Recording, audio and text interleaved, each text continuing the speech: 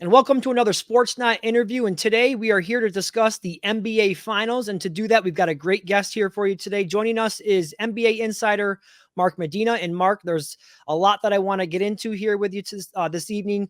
We thank you so much for giving a few minutes of your time.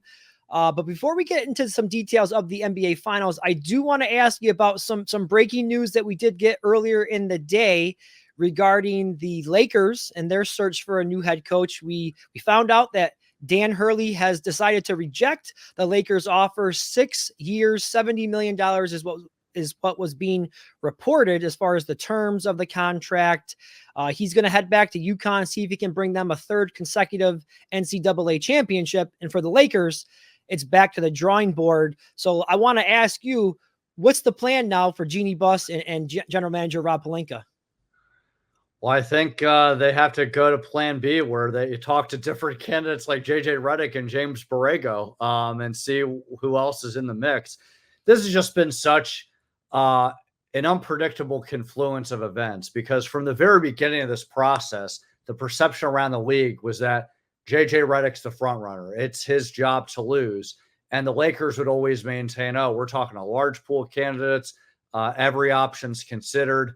And that was the same message when Dan Hurley was in the mix. But there's just been so much, I think, confusion as far as what you sift through from what's fact, what's fiction. And the thing that's really kind of leaving me up at night is trying to get a sense of, if Dan Hurley was the Lakers' top choice from the beginning, why didn't we just hear it until now? And, the Lakers will tell you, well, they express interest very early in the process, and it just took time for it to be seriously considered. But regardless of that, the fact that the Lakers were rejected, I think, is a sign of a few things. One, Dan Hurley has options. Obviously, with coming off a two national championships with UConn, he had several reasons to stay, as well as an extension. Two, the Lakers might be an attractive position on paper because of the brand, because of the name recognition, but they're in a franchise that's going through a lot of transition with unknowns pertaining to LeBron James and, the last few years of his career.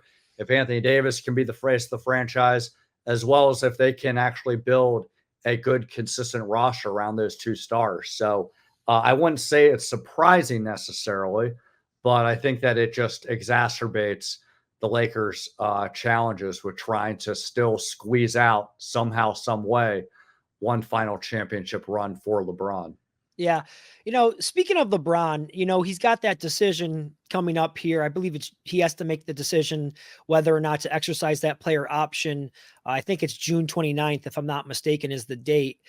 How much do you get the sense that, there could be a correlation here between who the next head coach might be and what James decides to do? Is there any concern there, in Lakerland that maybe there's a possibility that LeBron could decide to leave? Or do you think regardless of who the coach is, LeBron's is going to be there in LA next year? Yeah, there's always a caveat that in the NBA and with LeBron James, anything can happen. But I would be very surprised if LeBron James leaves, number one, and number two, if it has anything to do with who the head coach is. No doubt, if the Lakers hired Dan Hurley, he would have been, ecstatic. He's been very complimentary of Dan, ironically, on JJ Redick's podcast. If the Lakers wind up hiring his podcast partner, I'm sure he'd be happy too. But I don't think LeBron's going anywhere. Clearly he's done a lot of things since the season ended to, leave open-ended questions as far as what he's going to do with that player option. Does he consider a priority to play with Bronny? But when you talk to people around the Lakers, you talk to people around the league, no one thinks that LeBron James is actually going to leave the Lakers. They just think he's going to opt out of his player option and then negotiate either a 2 or 3 year deal to stay with the Lakers. So that is the team that winds up coinciding with the final years of his career. Yeah. You mentioned some of the other names now that Hurley's no longer an option, James Borrego and JJ Redick, who we've heard a lot about. Could you help explain to me some of the appeal with a guy like JJ Redick? Because when I look at this potential situation with bringing him in, You've got stars like LeBron James and Anthony Davis there.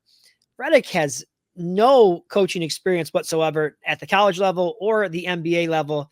To me, that seems like a very, very risky proposition. But what could you tell us about your thoughts on the possibility of bringing in a coach with no experience to the Lakers?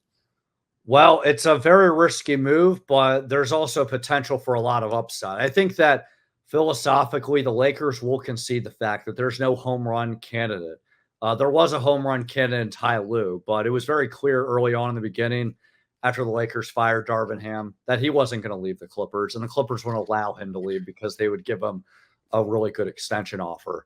And so when they're looking at someone like JJ Redick, who doesn't have head coaching experience, or someone like James Borrego, who does, it's under the guise of, from their perspective, that they're talking to different candidates to see which one would be a good head coaching candidate and which ones would be good as part of a coaching staff.